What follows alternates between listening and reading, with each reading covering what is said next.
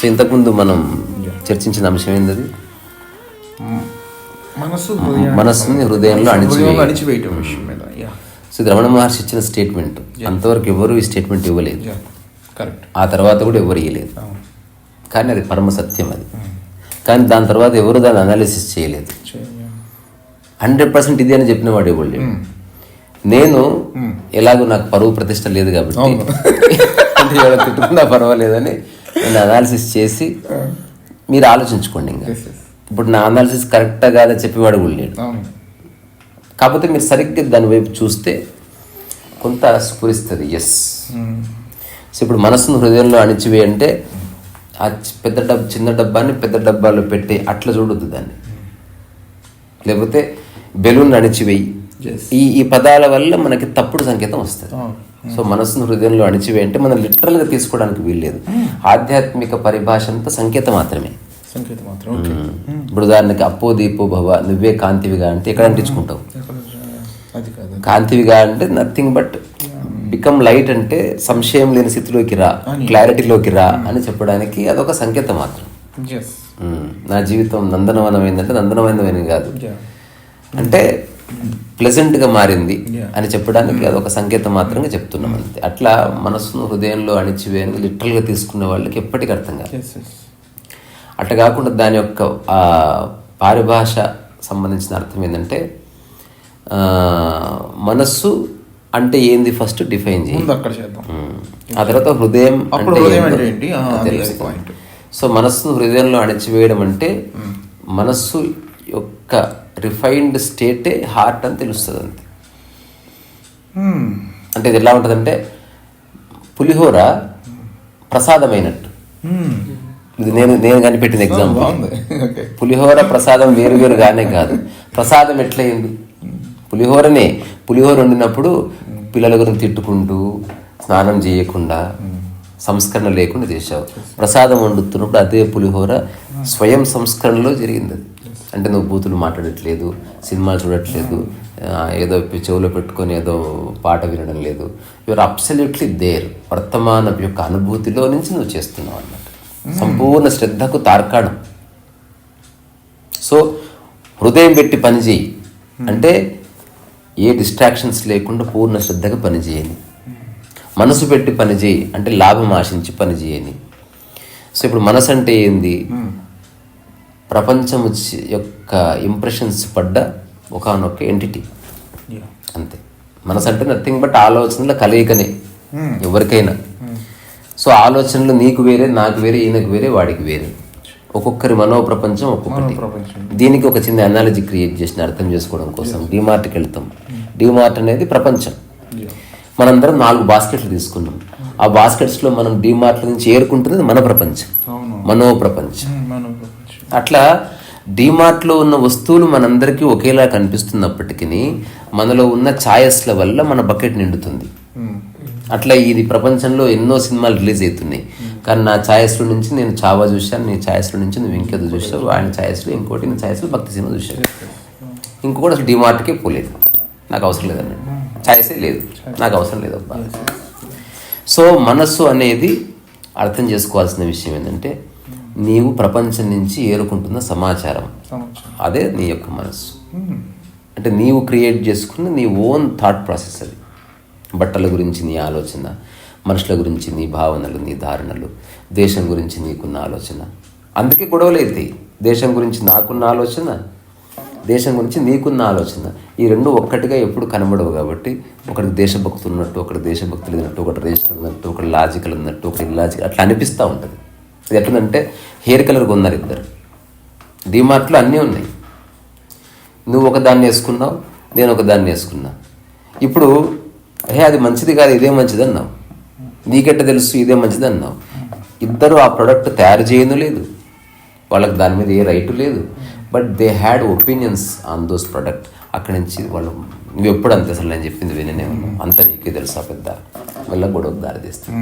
అట్లా కాకుండా నీకు నచ్చింది నువ్వు చేసుకో, నాకు నచ్చింది నేను చేసుకుంటా, మన ఇద్దరం కలిసినప్పుడు మన మనసులు పక్కకు పెట్టి మాట్లాడుకుందాం అంటే అసలు ఏ గొడవ ఉండదు. కానీ మనిషికి ఇష్టం ఉండదు అట్లా. అసలు మనసు తీసేస్తే అసలు టైం ఎట్లా స్పెండ్ చేయాలనుకుంటారు. అక్కడనే రియల్గా మెడిటేటివ్ స్పెండింగ్ టైం అనేది ఉంటుంది. అంటే ఇద్దరు కలిస్తే 10 రోజులు కలుస్తున్నారు, ఏం మాట్లాడుకోలేదు, రియల్ ఫ్రెండ్స్ అన్నట్టు, ఏం షేర్ చేసుకోలేదు. కలిసి తిన్నారు, కలిసి వాకింగ్కి వెళ్ళారు, కలిసి ఒకటే సినిమా చూశారు, కానీ ఎవరికి ఏ ఒపీనియన్ చెప్పలేదు ఏ సినిమా ఎట్లుందని. అది మంచి స్థితి. కానీ అట్లాంటి ఫ్రెండ్ దొరకడం చాలా అదృష్టం. Very rare. మీరేమన్నారు ఇప్పుడు, మనసు హృదయం ఒకటే, కాకపోతే మనసు విత్ టెండెన్సీస్ ఆర్ అంటే ప్రపంచం అంటుకున్న ఆలోచనలు మనసు, అదంతా మనసు. ప్రపంచం అంటుకోని మనసే హృదయం. అంతే అంతే. ఓకే, స్టేట్మెంట్ ఆయన మనసు అనేది ఒకటి ఉంది, దాన్ని తీసుకొచ్చి హృదయంలో అణచాలి అనేది. అంటే ట్రాన్స్ఫార్మ్ ద మైండ్ అనే దానికి తెలుగు పరిభాష. ఇప్పుడు ట్రాన్స్ఫార్మ్ యువర్ మైండ్ అంటే ఫర్ వాట్? ఇప్పుడు నేను మారాలనుకుంటున్నా, ఫర్ వాట్? అంటే మరకలు లేని స్థితికి రావాలనుకుంటున్నాను, నేను మంచివాడిగా మారాలనుకుంటున్నా అంటే అర్థం ఏంటి? ద్వేషించని స్థితికి రావాలి, పోలిక లేని స్థితికి రావాలి, కొట్లాడిన స్థితికి రావాలి, దుర్భాషణ స్థితికి. ఇదే కదా నేను మంచివాడిని అంటే ఏంది? ప్యూరిటీ అంటే ఏందబ్బా? మరకలు లేవని, నీట్గా ఉన్నాడు స్నానం చేసిన మరకలు లేవని. సో ఆ నీట్గా ఉన్న దాన్ని మనం ఆల్మోస్ట్ దైవంగా చూస్తున్నాం అన్నమాట. ఏ మరకలు అంటుకొని, ప్రపంచం మరకలు అంటుకొని, భేదభావాలు లేని, ద్వేషము లేని, కుట్రలు లేని, కుతంతాలు లేని ఒకానొక మనస్సే అమ్మ. అట్లాంటి మనస్సే ఇంకాస్త రిఫైండ్ అయితే దైవం గురువు అయింది. ఎవరైనా క్షమించరు కానీ గురువు క్షమిస్తాడు, ఎందుకంటే అతనిలో అట్లాంటి ఒక విశాల దృక్పథం ఉంది. ఆ తర్వాత అటువంటి నీలో ఉన్న క్వాలిటీస్ వెల్ రిఫైన్డ్, దానికి దైవం అని పేరు. నువ్వు ఇస్తే ఆలోచించిస్తావు, దైవం ఇస్తే ఇచ్చేస్తాడు. వరం ఇచ్చి ఎప్పుడు ఇస్తావు మళ్ళీ అన్నాడు కదా. మనిషి అయితే అడుగుతాడు ఆబ్వియస్గా. సో ఇది నా అనాలిసిస్. ఇది సో ఎవ్వరు దీని గురించి ఎగ్జాక్ట్గా వ్యాఖ్య చేసిన వాళ్ళు లేరు. నేను వెతికా, స్టేట్మెంట్ చాలా బాగుంది, చాలామందితో మాట్లాడాను, పేర్లు ఎందుకులే కానీ గొప్ప గొప్పలతో కూడా మాట్లాడిన, నేరుగా వెళ్ళి ప్రశ్నించాను. అవి చాలా గొప్ప గొప్ప విషయాలు మనకు అర్థంగా ఉన్నారు.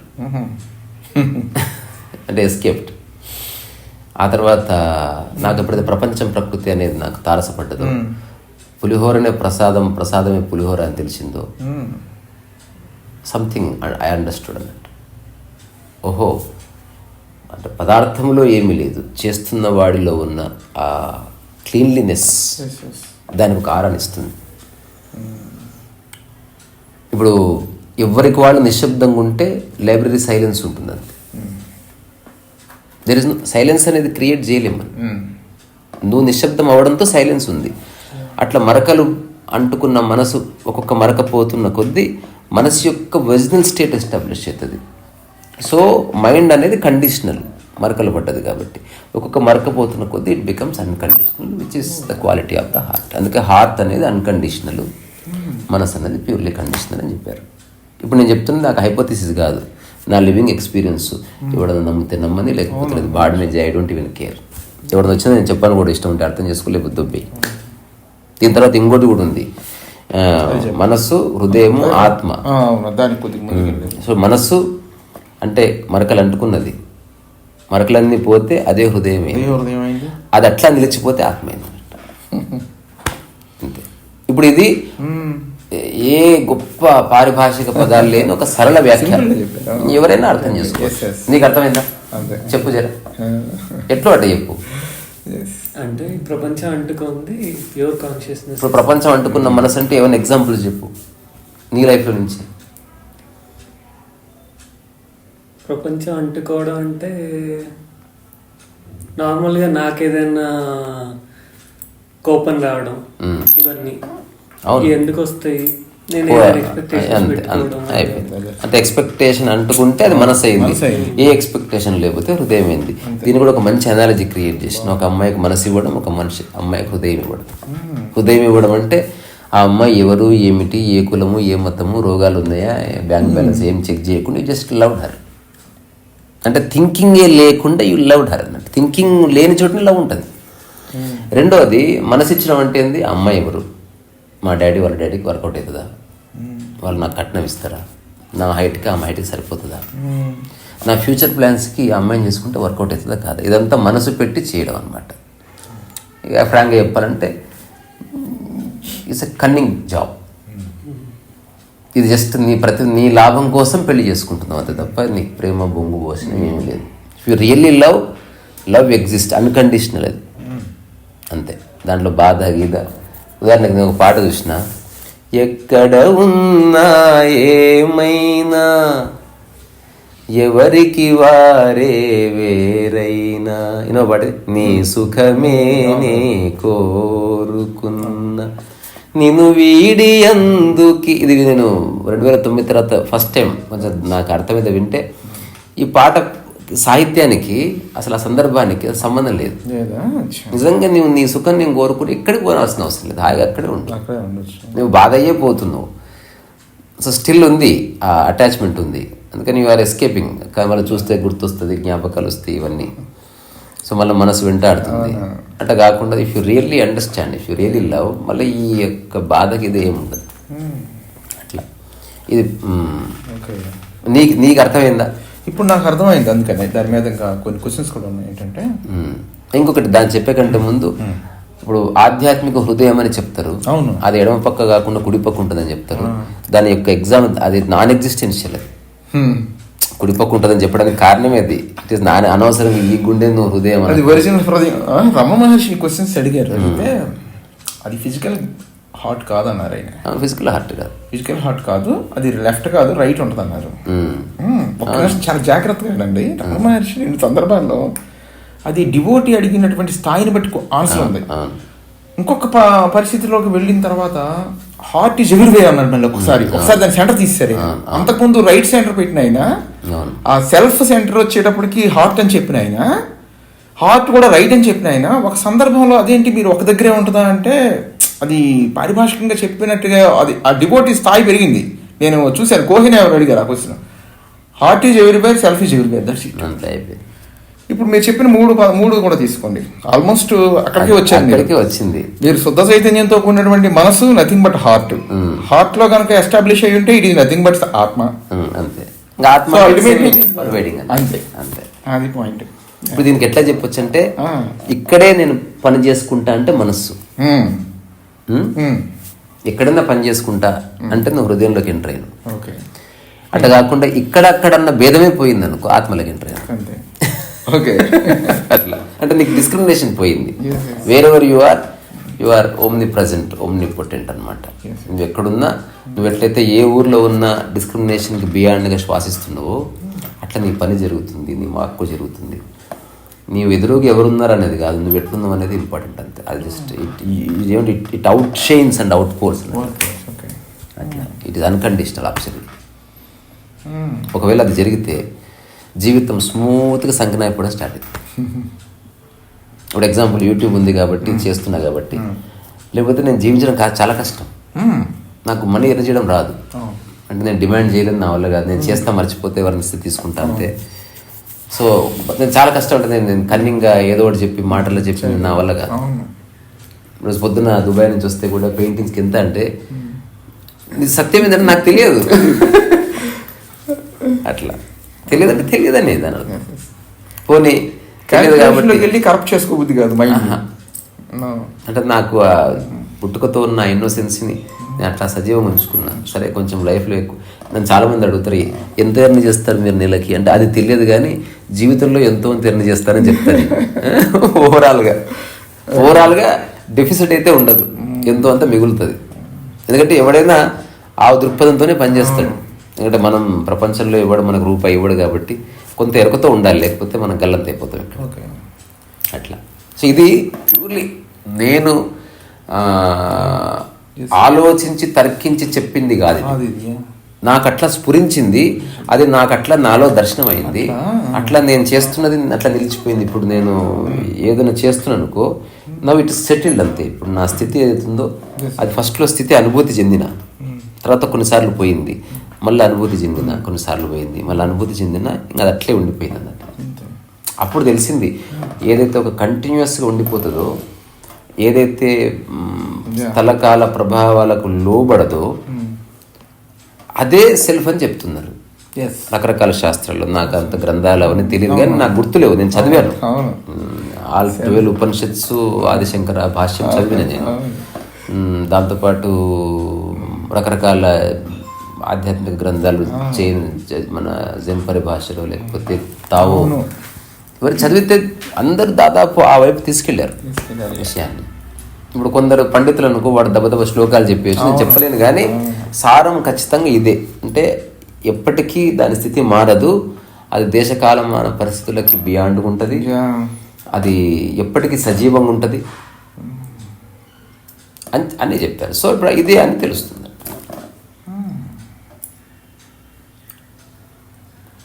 ఇంకా అంటే కాంటెక్స్ట్ వచ్చింది కాబట్టి మీరు ఒక బుక్ ఒకసారి ఎం గారి బుక్ ఒకటి మీరు చెప్పారు కదా, అందులో ఆయన చిన్నప్పుడు ఒక క్వశ్చన్ వస్తుంది ఆయనకి.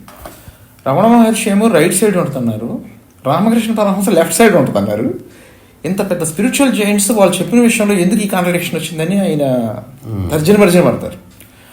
పడినప్పుడు ఆయనకు ఒక మాస్టర్ అంటే విజిబుల్గా వచ్చి ఇన్విజిబుల్ అయిపోతాడు. ఆయన ఏం చెబుతాడు, ఆయన హార్ట్ ఈజ్ ఎవ్రీవేర్ అని మళ్ళీ ఇందాక నేను చెప్పాను చూసారా, అది ఆ తర్వాత నేను వేరే బుక్లో కోహెన్తో ఆయన టాక్లో చూసినప్పుడు అప్పుడు రమణ మహర్షి కూడా ఆల్మోస్ట్ అదే చెప్పారు.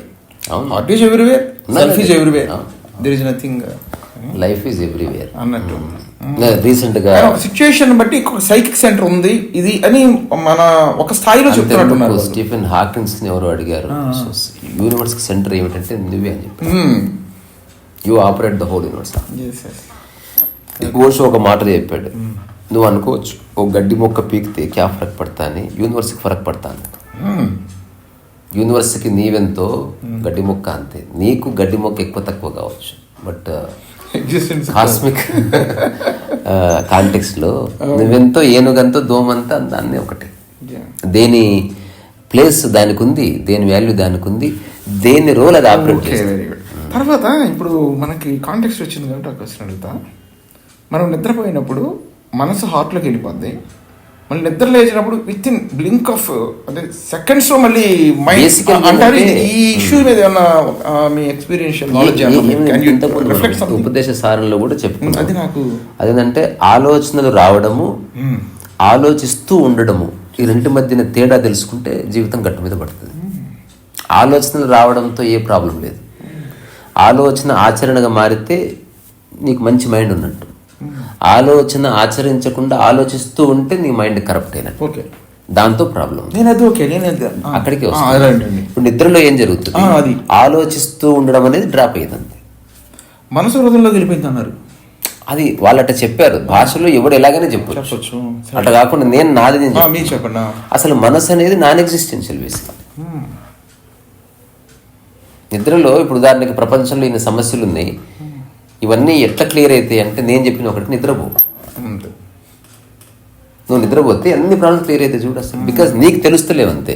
నీకు 6 ఏళ్ళ సమస్యలు ఉన్నప్పుడు, 6 ఏళ్ల వయసు ఉన్నప్పుడు ప్రపంచంలో సమస్యలు లేవనుకున్నావా? కాదు, సమస్యను గుర్తించే మనస్సు లేదు నీకు. As you grow in mind you start seeing things. ఇప్పుడు నీకు మెల్లగా డిమెన్షియా వచ్చింది అనుకో, ప్రపంచంలో సమస్యలు డిసప్పేర్ కావాలి, నీ మైండ్ వీక్ అయింది అంతే. అందుకని నీ మైండ్ ఆడుతున్న ఒక ఆట అంతే ఇదంతా తప్ప నువ్వు యాక్చువల్గా ఏం చూస్తలేవు. నీ పర్సెప్షన్లో నుంచి నువ్వు అనుకుంటున్న ప్రాబ్లం ఉందని నువ్వు సరిగ్గా చూడు. There are no problems, there are consequences and consequences. యాక్షన్కి రియాక్షన్ ఉంది, నువ్వు అనుకున్నట్టు ఏం లేదు. ఒకవేళ ఒక దేశం ఇంకో దేశం మీద దాడి చేసి ఏదైనా చేసినా ఈ యొక్క విశ్వం యొక్క పరిభాషలో చూస్తే ఒక ఇంటికి అక్కడి నుంచి తీసి ఇక్కడ పెట్టినట్టు ఉంటుంది ట్రాన్స్ప్లాంట్ అంతే. మన పాయింట్ ఆఫ్ వ్యూలో నా ఇంటికి ఏమన్నా ముప్పు వస్తుందేమో, నేను నెట్ఫ్లిక్స్ చూసుకోలేదేమో, నా స్వేచ్ఛ పోతుందేమో అని, నీ స్వేచ్ఛకి భంగమయ్యే సిచ్యువేషన్ వస్తుందేమో అని నువ్వు ప్రపంచ సమస్యలు గురించి ఆలోచిస్తున్నావు. అదే నువ్వు 6 ఏళ్ల వయసు ఉన్నప్పుడు నీ ఇంటనే బోల్డ్ అని సమస్యలు నువ్వు హాయిగా ఆడుకొని నేను నిద్రపోయినావు. అప్పుడు నీకు ఆ మనసు లేదంతే, తద్వారా మనసు లేదంతే. తెలుసుకో, అసలు మనసు ఆపరేట్ చేసుకో. మనసు ఆలోచనలు ఉన్నాయి, వాటిని ఒక టూల్స్ లాగా ఉపయోగించుకో. But don't be the mind. దానికి బియాండ్ ఒక ఎరుక ఉంది, అది స్థిరపడితే ఎరుకలో నుంచి నీ మనసుని ఆపరేట్ చేస్తావు అంతే. అది తెలిసిన వాడికి తెలుస్తుంది, లేకపోతే మళ్ళీ అది ఫిలాసఫీలాగా కనిపిస్తుంది. సో ఇప్పుడు నిద్రలోనూ మెలకువలోనూ మనసు లేకపోతే అది ఆ స్థితి ఏమిటన్నది ఎవరికి వాడు ఆలోచించుకోవాలి. ఇప్పుడు నేను కదలకుండా ఇట్లా కూర్చున్నా, నా మనసులో ఏమీ లేదు. మనసులో ఏమీ లేదంటే ఆలోచిస్తూ ఉండడమూ లేదు. రెండవది ఏ కపోల కల్పనలు లేవు. నేను దేనైతే చూస్తున్నానో దాన్ని బట్టి నాకేం వైఖరి లేదు. మీరు ఎప్పుడన్నా గమనించారా? చిన్నపిల్లలు కానీ కొంచెం పెద్దవాళ్ళు నిద్రపోయినప్పుడు కళ్ళు సగం మూసుకొని నిద్రపోతారు. ఎప్పుడు చూసారా? ఏం చూస్తున్నారు వాళ్ళు? Something they must be watching, కానీ దాని గురించి ఏమీ ఆలోచిస్తలేరు. అందుకే బుద్ధుని అరమోడుపు కందులో పెడతారు. దీన్ని ఏమన్నారంటే ట్వైలైట్ స్టేట్ అన్నారు. ఎప్పుడన్నా విన్నారా? సంధ్యాస్థితి అంటే neither you are fully awaken or you are fully asleep, you are exactly in the middle. అదే ఎరుక అనమాట. మీరు ఎరుక చిన్న చెక్ చేసుకోండి. ఇప్పుడు కళ్ళు ఓపెన్ చేయడానికి ఎరుకక్కర్లే, ముయ్యండి ఎరుకక్కర్లే, సగమే ఓపెన్ చేసి పెట్టండి, ఎరుక అవసరం. చిన్న అంటే you have to be aware. అంటే అట్లా మూత పడకూడదు, అట్లా తెరుచుకున్నావు మధ్యలో ఉండాలంటే ఎరుక అవసరం. ఇప్పుడు ఏదైనా సంపూర్ణ స్థితి కూర్చోవడానికి ఎరుకక్కర్లే, లేచి పడుకోవడానికి ఎరకక్కర్లే. నేను కనుక లేచి ఇట్లా ఉన్నాననుకో ఎరుక అవసరమవుతుంది. ఎగ్జాక్ట్లీ ఎరుక అన్నది మధ్యస్థితి. మూమెంట్ని మధ్యలో ఆపితే ఎరుక ఎస్టాబ్లిష్ అవుతుంది. అట్లా నువ్వు జరుగుతున్న దాన్ని అంటే రకరకాలుగా చెప్పుకోవచ్చు, మళ్ళీ అది జార్గాన్ క్రియేట్ అవుతుంది. నేనేమంటున్నంటే మనస్సు ఒక టూల్ అయితే సూపర్. నీవే మనసు అనుకుంటే ప్రాబ్లం స్టార్ట్. మనస్సు కరప్ట్ అయిందా, then you have to clear it up. Otherwise అన్ని సంపాదించినా నీకు మనశ్శాంతి ఉండదు. ఇది అందరికీ వర్తిస్తుంది, నాతో సహా. నేను చెప్తున్నా, నేను నా మనసుని అవసరానికి ఉపయోగించుకుంటాను తప్ప నేను మనసును కాదు. ఏ ఆలోచనని నేను ఓన్ చేసుకోలేదు. ఏ ఆలోచన ద్వారా, ఇప్పుడు పుస్తకం అనేది ఒక ఆలోచన, దాని ద్వారా వచ్చే గుర్తింపు కూడా ఒక అబద్ధము, ఒక కల్పన. నేను దాన్ని తీసుకోను నా లైఫ్లోకి. రీసెంట్గా వచ్చింది ఇంట్రెస్టింగ్ చర్చ జరిగింది. ఒక ఏమంటారు, ఒక చిన్న సభకి వెళితే అక్కడ ఎవరో గ్రూప్ ఆఫ్ పీపుల్ నాతో మాట్లాడుతున్నారు. అందులో ఆవిడ అడిగింది మనసు ఎక్కడ ఉంటుందని. ఎవ్రీవేర్. అట్లా ఎట్లుంటుందండి అన్నదా. ఆమె పర్సు ఉంది, నేను తీసుకుని వెళ్ళిపోతున్నా. దాదాపు ఒక 20 అడుగులు వేసిన తర్వాత ఆమె అడిగింది ఎక్కడికి వెళ్తున్నారు రీసా గారు, పర్సు తీసుకున్నది. చూసావా, పర్సు దగ్గర ఉంది మైండ్ మీది. అట్లా మైండ్ దేనికి అటాచ్ అవుతుందో అక్కడంతా ఉంటుంది. ఇది మనసు యొక్క స్థితి. హృదయం అన్ని చోట్ల ఎందుకు ఉంటుందంటే ఏది నాది కాదు కాబట్టి ఇట్ స్ప్రెడ్స్ అన్నమాట. అంటే నీ కాంతిలాగా అన్ని చోట్ల అది ఎస్టాబ్లిష్ అయి ఉంటుంది. అది ప్రూవ్ చేయలేము. ఇప్పుడు నేను సమస్త విశ్వాన్ని ప్రేమిస్తున్నా, ఎట్లా ప్రూవ్ చేయాలి? ప్రూవ్ చేసే విషయం కాదు. సో ఫ్రాగ్మెంటెడ్గా కొన్నిటిని సెలెక్ట్ చేసుకున్నప్పుడు నీ మనసు దానికి టైఅప్ అయి ఉంటుంది. ఎగ్జాంపుల్, నీ కారు ఇప్పుడు కింద ఎక్కడో షాపింగ్ కాంప్లెక్స్లో పార్క్ చేసి వచ్చింటే నీ మనసు అక్కడ కూడా ఉంది. అప్పుడప్పుడు వెళ్ళి దాని గురించి ఆలోచించి వస్తుంది. లేదా ఇక్కడి నుంచి నువ్వు దాన్ని కనెక్టెడ్ దారం వేసే ఉంచినావు, అది క్లియర్. సో ఇప్పుడు ఏ బంధము లేకపోతే మరి మనసు ఎక్కడ ఉంటుంది? ఇది రియల్ క్వశ్చన్. సో మనస్సు నీ ఉన్న చోటునే ఉంటుంది. తద్వారా అతని స్థితి చాలా బాగుంటుంది. మనసు అక్కడ అంటే ఆలోచన అక్కడ ఉండడం. అంతే. ఆలోచనలు తీసేసి, ఇప్పుడు వస్తువులు తీసేస్తే ఇల్లు లేనట్టు. ఇప్పుడు మెడికల్ షాప్ అంటే మెడిసిన్స్ తీసేస్తున్నావు అనుకో మొత్తం, అది మెడికల్ షాప్ ఎట్లయితుంది? అట్లా నీకున్న ఆలోచనలే నీ మనస్సు. ఆలోచనలు డిసెపర్ అయిపోయినప్పుడు, లేదా ఆలోచనలు పూర్తి సద్దు అడిగితే నిద్ర అయింది. ఆలోచనలు ఎగిసెగిసి పడితే ఆందోళన అయింది. ఆలోచన ఎగిరి గంతులేస్తే ఆనందమైంది, సెలబ్రేషన్ అయింది. ఆలోచన కొంచెం అటు ఇటు అయితే నీకు బాధ అయింది. ఒక్కొక్క ఆలోచనని మనిషికి ఎప్పుడు ఒకటే ఆలోచన ఉంటుంది. అంటే ఎన్ని ఆలోచనలు సర్ఫేస్ అయ్యేది ఎప్పుడు ఒకటే ఆలోచన. 2 ఆలోచనలని మైండ్ డీల్ చేయలేదు, ఇంపాసిబుల్. అది దాన్ని డీల్ చేయాలంటే ఉదాహరణ నీళ్లు, బజ్జీ, లేదా బజ్జీ జిలేబీ, 2 ఆలోచనలు. ఇప్పుడు బజ్జీ తినాలా, జిలేబీ తినాలా. ఇప్పుడు మైండ్ రెండింటిని చేయలేదు. లేదా రెండింటిని క్లబ్ చేసి చేస్తుంది. రెండింటి తినంటే 2 తినేస్తామని. సో మైండ్లో ఒక నిరంతరం రకరకాల వర్క్స్ జరుగుతున్నాయి. అది వెరీ మిస్టీరియస్ ఉంటుంది. ఒకవేళ కళ్ళు మూసుకొని నువ్వు మైండ్ యొక్క ప్రవృత్తిని చూస్తే మైండ్ యొక్క అన్ని డైమెన్షన్స్ పరిచయం అవుతాయి. కానీ ఎవరికైనా చెప్పినా అర్థం కాదు, ఎందుకంటే వాడు అదన్నీ చేస్తే తప్ప అర్థం కాదు. అది ఇది ఏరోడైనమిక్స్ లాగా. ఎలా విమానం విరిగిస్తా అంటే నేను ఇట్లా టోటల్ నొక్కుతా ఇట్లా అంటే, అది నేను కూడా పైలట్ అనుకో నాకు అర్థమవుతుంది. అట్లీస్ట్ నేను పైలట్ ట్రైనింగ్లో ఉంటే నాకు అర్థమవుతుంది. సో ఎంతో కొంత ఇద్దరు ఆ విధమైన సాధన చేస్తుంటే ఇద్దరు ఆలోచనల్లో ఒక సారూప్యత వస్తుంది. రెండోది లాస్ట్ది, అసలు ఆలోచనలు లేవని చెప్పడానికి కూడా ఒక ఆలోచన కావాలి. అన్ని ఆలోచనలే, ఆలోచనల్లో సారం లేదు అని చెప్పడానికి ఆలోచన అవసరమైంది. ప్రస్తుతం నాకు ఏ ఆలోచనలు లేవని చెప్తున్నది ఆలోచన. ఇక్కడ విషయం ఆలోచనలు ఉన్నాయి, తాదాత్మ్యత లేదంతే. That's all, end of the story. తాదాత్మ్యత, అటాచ్మెంట్, డీప్ రూటెడ్ అసోసియేషన్ లేదు. అది దాన్ని చూసి గొప్పగా ఫీల్ అవ్వడం లేదు. ఈ అసోసియేషన్ ప్రపంచం అంతే. గుర్తించేవాడు లేకపోతే అసలు నీకు పట్టుకున్న 99 ప్రాబ్లమ్స్ పడిపోతాయి. గుర్తించేవాడు లేకపోతే, బికాస్ గుర్తించేవాడు లేకపోతే అది నిద్రకి ఒక్కడుగు దూరంలో ఉన్న స్థితి అన్నట్టు నువ్వు అనుభవించేది.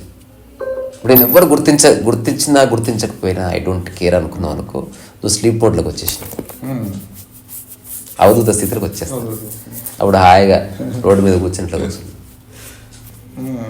ఎవరేమనుకుంటున్నారు లేదు కదా. So you are absolutely restful అన్నట్టు. గుర్తించే స్థితి, గుర్తింపు కోరుకునే స్థితి పెరుగుతున్న కొద్దీ you become wild, you become chaotic. నిరంతరం నీ మైండ్ అటు ఇటు ఇటు అటు అటు అటు పరిగెడతా ఉంటుంది.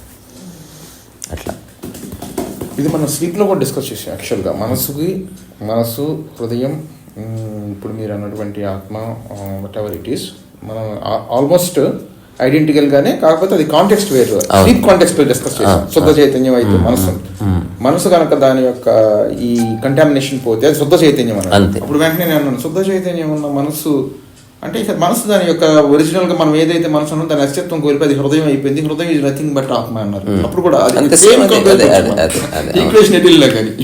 విషయం అదే. సందర్భాన్ని బట్టి మనం కొంచెం పారిభాషిక పదాలు మార్చవలసి వస్తుంది. ఏదైనా ఇది ఎవరికి కూడా అర్థం చేసుకోవాల్సిందే. వీటికి ప్రూఫ్ సేమ్ రమణ మహర్షి చెప్పింది ప్రమాణం అని అనుకుంటే అదే తీసుకో. కానీ నువ్వు జస్ట్ ప్రమాణం అని చెప్పి దాన్ని మెచ్చుకోవడము, ఆయన మావాడు కాబట్టి చెప్పి అట్లాగా విషయం నీకు అర్థమైందా లేదా, నీ జీవితంలో దాన్ని దింపుకున్నావా లేదా అన్నది కీలకం. అంతే తప్ప ఎవరు బాగా చెప్పారు ఎవరు బాగా చెప్పలేరు అన్నది కాదు విషయం.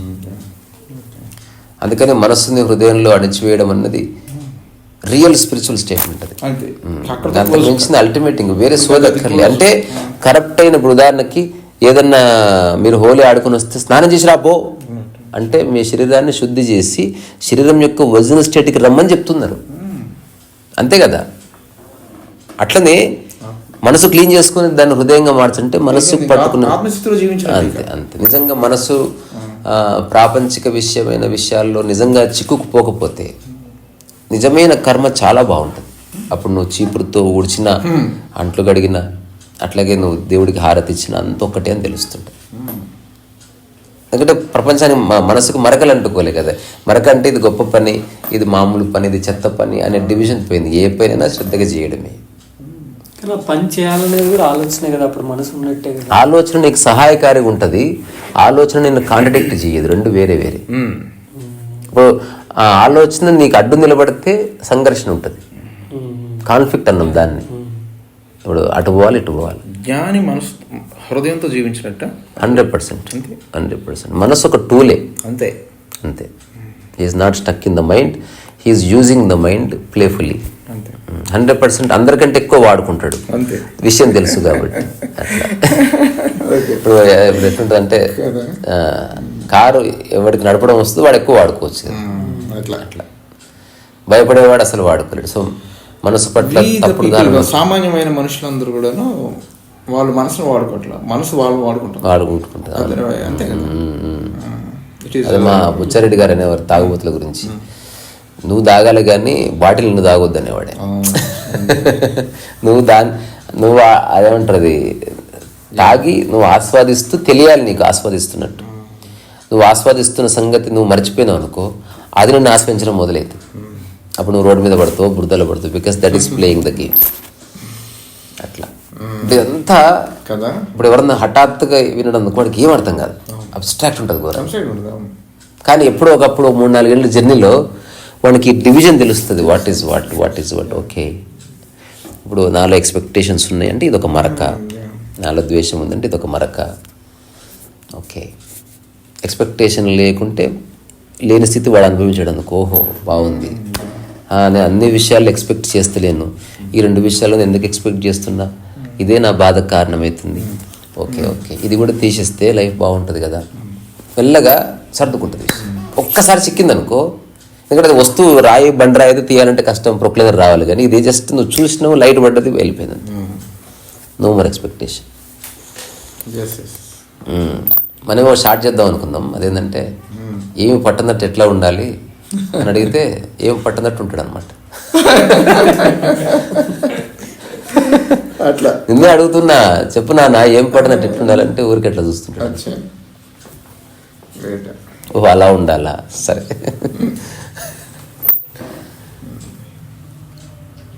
ఇప్పుడు రమణ మహర్షి మాట్లాడాడు, మనసే కదా ఆధారం. ఖచ్చితంగా నీవు గతంలో ఇన్ఫర్మేషన్ బేస్ చేసుకుని ఒక శ్లోకాన్ని కోట్ చేస్తే ఎక్కడి నుంచి వచ్చింది అది? It is from the memory only. కానీ దాంతో ఐడెంటిటీ లేదు అన్నది అది అక్కడ ఉంది. దాని యొక్క you are just using the tool అంతే.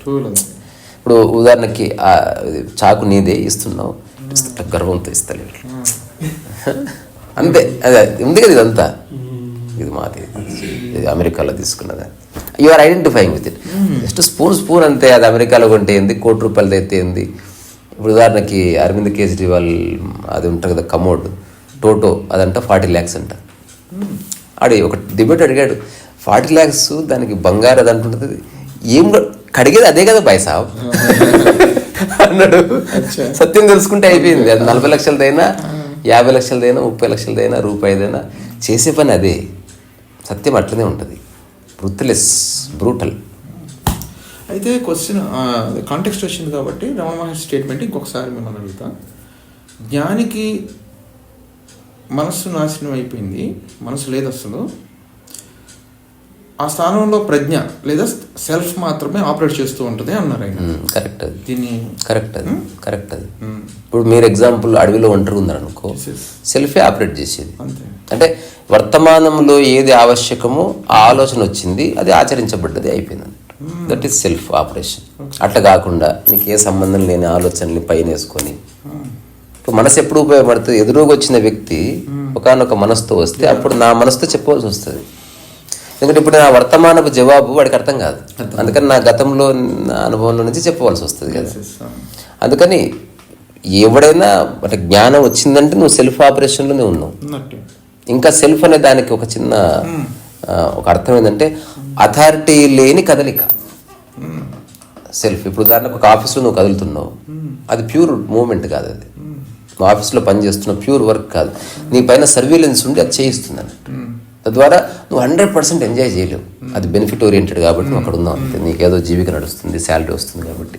అట్లా కాకుండా అసలు నీ పైన అథారిటీ లేదనుకో, అప్పుడు నువ్వు చేయగలవా అట్లా పని? అంత శ్రద్ధగా చేయగలవా? సో ఎవరో చూస్తున్నప్పుడు శ్రద్ధ వస్తుందంటే అది నిజమైన శ్రద్ధ కాదు. సో ఎవరున్నా లేకున్నా తన శ్రద్ధ ఒకసారి సెటిల్ అయిందనుకో, వాడు అడవిలో ఉండని, శ్మశానంలో ఉండని, ఎక్కడ ఉండని వాడు పాడుతూ ఉంటాడు. చిన్న కథ విన్నా, ఒకతనికి ఫేమస్ సింగర్ కావాలని కోరుకుంటుంది, చాలా బాగా పాడుతూ ఉంటాడు, తనకు గర్ల్ ఫ్రెండ్ కూడా ఉంటుంది. ఇది ఒక ఇండోనేషియన్ స్టోరీ, సూఫీ స్టోరీ లాంటిది. అయితే ఆ ఊరికి దూరంగా ఒక ముసలతను ఉంటాడు. సో ఇతను చాలా పాడుతుంటాడు వేదికల మీద, పెళ్ళిళ్ళు, అక్కడిక్కడ ఎంత పాడినా కూడా పెద్ద ఫాలోయింగ్ రాదు. గర్ల్ ఫ్రెండ్ ఏమో, నువ్వు గుర్తింపు కోసం ఎందుకు ట్రై చేస్తున్నావు, గుర్తింపు కోసం ట్రై చేస్తే డబ్బు వచ్చిందని అతను బాధపడుతూ ఉంటాడు. నేను నీ గొప్ప లైఫ్ ఇవ్వాలనుకుంటున్నా, లేదబ్బా నా లైఫ్ గొప్పగా లేదని ఎందుకు అనుకుంటున్నావు, ఇట్లా అతను మాట్లాడుతుంది. ఇద్దరి మధ్య డిస్ప్యూట్స్ వస్తాయి. నేను గొప్ప సింగర్ అయ్యే వస్తాను. అదే ఆ టైంలో ఆ కొండ మీద నుంచి అతను ఊర్లోకి వస్తాడు పాడుకుంటూ, టింగ్ టింగ్ టింగ్ అని ఏకతారు వాయించుకుంటూ బండ గొంతు పాడుతుంటాడు. జనాలు కళ్ళల్లో నీళ్లు పెట్టుకొని వింటారు, కాళ్ళు మొక్కుతారు, అతనికి బియ్యం పప్పులు ఇస్తారు. ఇతను చాలా జెలసీ ఫీల్ అవుతాడు. అసలు నేను ఎంత గొప్పగా పాడుతున్నా ఈ కొడుకులు ఒక్కడు రెస్పాన్స్ ఇస్తలేడు, వాడు కొండ దిగి రాగానే ఎట్లా మొక్కుతున్నాడు చూడు. అసలు అంటే నువ్వు జెలసీగా ఎందుకు ఫీల్ అవుతున్నావు? అతని పాటలో ఎంత తాదాత్మ్యత ఉంది. ఈజ్ నాట్ అంటే స్టక్ ఇన్ ఐడెంటిఫికేషన్. అతను ఎవరో ఏదో ఇస్తారని పాడటం లేదు. నువ్వు ఒక పని చెయ్యి, నువ్వు అతని దగ్గర శిష్యరికం చెయ్యి అంటది. అంత ఘోరంగా డిసప్పాయింట్ అవుతాడు. అసలు నువ్వు అతను నా దగ్గర శిష్యరికం చేయాలి, అతనికి ఏమొచ్చు, అతనికి పాడడం చక్కగా రాదు అంటే నువ్వు పాటని జస్ట్ అందంగా పాడితే చాలు అనుకుంటున్నావు. అది కాదేమో. సో సంథింగ్ డీపర్ మీనింగ్ ఏదో ఉండే ఉంటుంది. నేను చెప్తున్నా, నువ్వు ఎప్పుడు పాడినా నాకు మంచో చెడు అనిపించింది. అతను పాడినప్పుడు అసలు మంచి చెడులకు అతీతంగా నేను తన్మయత్వాన్ని పొందిన, అసలు నా ఎగ్జిస్టెన్స్ మర్చిపోబడ్డది, నా మనసు మర్చిపోబడి సంథింగ్ ఇస్ దేర్ అని చెప్పిన తర్వాత వీడు కొంతకాలం తర్వాత ఫైనల్గా ఎంత ట్రై చేసిన సక్సెస్ రాదు, వెళ్ళిపోతాడు. ఇంక అక్కడికి వెళ్ళిపోయిన తర్వాత అతను ఒక్కడే కూర్చొని అంటు కడుక్కుంటుంటాడు. విశాలమైన అడవిలో చిన్న గుడిసె ఉండి వీడు ఇట్లా ఎంటర్ అవుతుంటుంది, పాట అనిపిస్తుంటుంది. అప్పుడు నాకు తెలుస్తుంది ఎవ్వడు లేడు ఇక్కడ, తాత ఎవ్వరు లేరు ఎందుకు పాడుతున్నావు అంటే ఎవరు లేరని ఎందుకు అనుకుంటున్నావు, మనుషులు ఉంటేనే ఉన్నట్ట. అచ్చా అది ఎవరు వింటున్నారు? ఓ మొత్తం వింటున్నారు మనుషులు, నువ్వు వింటలేవు అంతే. సరే నేను నీ దగ్గర శిష్యరికం చేద్దాం అనుకుంటే చెయ్యి, కానీ కొన్ని రూల్స్ ఉన్నాయి, లేదా వెళ్ళిపో. ఇది ఒకటి ఉందా, ఇటు మామూలు ముసలోడు అనుకున్నా కానీ రూల్స్ పెట్టాడు. ఎందుకు ఏం రూల్స్ అంటే ఏం లేదు, రోజు కప్పులు కడగాలంత. సరే కడుగుతా ఏముంది, తర్వాత ఒక 3-4 కప్పులే ఉంటాయి టీ తాగినవి, కడుకురాపండి కడుకుని వస్తాడు. ఆ తర్వాత చెప్తాడు, నేను కడగమన్నా కానీ నీళ్ళు కింద పోయమని లేదు, వృధా చేయమని లేదు, నువ్వు పని చేయి వెళ్ళిపో, నీకు శ్రద్ధ లేదు పాడలేదు అంట. అర్థమైంది. నెక్స్ట్ కప్పులు కడిగాడు, శ్రద్ధగా కడిగాడు. నెక్స్ట్ అక్కడి నుంచి తెచ్చిపెట్టాడు, ఇక చుక్కలు పడ్డాయి చూడు అంటాడు నీళ్ళు. మరి నెక్స్ట్ దులిపి తీసుకొస్తాడు, పెడతాడు, పెట్టావు కానీ శబ్దం వచ్చింది అంటాడు. సూఫీ అది ఆల్మోస్ట్ అవి ఎవరికైనా అప్లై చేసుకోవచ్చు. ఇట్లా ఒక 2-3 months గడుస్తుంది. ఇప్పుడు మొత్తం పాట గీట అంతా పక్కన పోయి ఆ కప్పు మీదకి వస్తుంది అంటారు. నెక్స్ట్ అసలు కప్పులు రెడీ అవ్వగానే తీసుకెళ్ళిపోయి నీట్గా కడుగుతాడు, అట్లా తీసుకొచ్చి పెడతాడు. పూర్తి ఎరకలో నడుస్తుంటుంది. ఇప్పుడు ఇందులో ఎరక ఉంది కదా ఖచ్చితంగా. అట్లా కొంతకాలం గడుస్తుంది. గడిచిన తర్వాత పిల్లలు కొడతాడు ఒకటి ముసలుడు. ఏమైందంటే ఒక పాట పాడుతూ కడగొచ్చు కదా,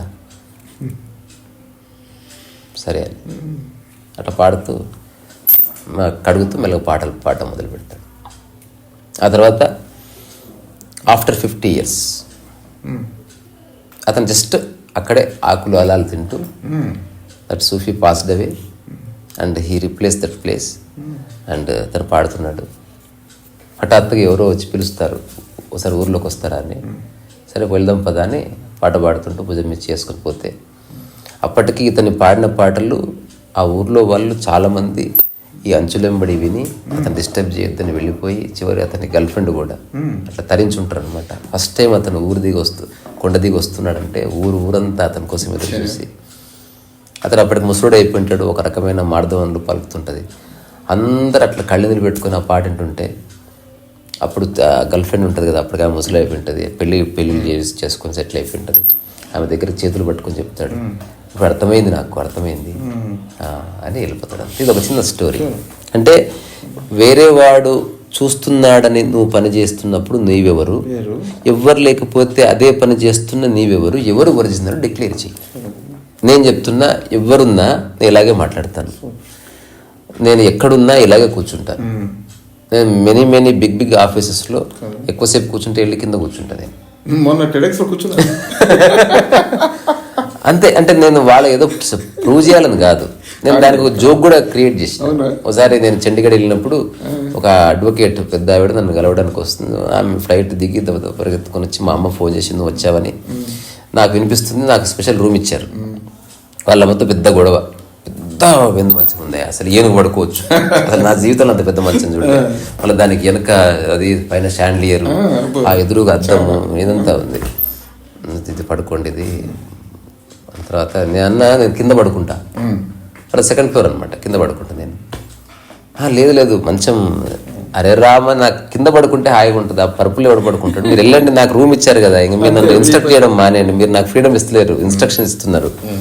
ఆమె అర్థం చేసుకొని వెళ్ళిపోయిన తర్వాత ఈ పాప వచ్చింది, వాళ్ళ కూతురు వచ్చిన తర్వాత కాంతి ఎక్కడ వెలిసి ఈ స్లీపింగ్ డోంట్ డిస్టర్బ్ అని వాళ్ళ అమ్మ అంటుంది అనమాట. అక్కడి నుంచి వచ్చిన ముంబై నుంచి చూడడానికి డిస్టర్బెన్స్ ఏంది కాంత్ అని తలుపు తీస్తే నేను కంప్లీట్గా మూల కత్తుకొని పడుకున్నా. అప్పుడు తను అడ్వకేట్ కాబట్టి మంచి వాగ్దాటి ఉంది. అది ఏమన్నదంటే, ఇవి ఎందుకు ఇట్లా చేస్తారు మీలాంటి వాళ్ళంతా అన్నది. నేను what crime I have committed, ఇంగ్లీష్లో జరిగింది కాన్వర్సేషన్. ఇప్పుడు నువ్వు వచ్చి ఇట్లా పడుకున్నావు నేల మీద, ఇప్పుడు నువ్వు పోయిన తర్వాత చూసినావా అంత మంచి ఆర్టిస్ట్ టాలెంట్ ఉండి నేల మీద పడుకున్నాడు, అది ఇదని మా ఇంట్లో సావగొడతారు మమ్మల్ని, మాకు లెక్చర్స్ ఇస్తారు, మీరు ఎందుకు అట్లా చేస్తారని అడిగిందా డైరెక్ట్గా, వృత్తిలస్గా అడిగింది. నేను నువ్వు అడ్వకేట్ అని చెప్పారు, నీకు కొంచెం కూడా బుర్రలేదని చెప్పింది.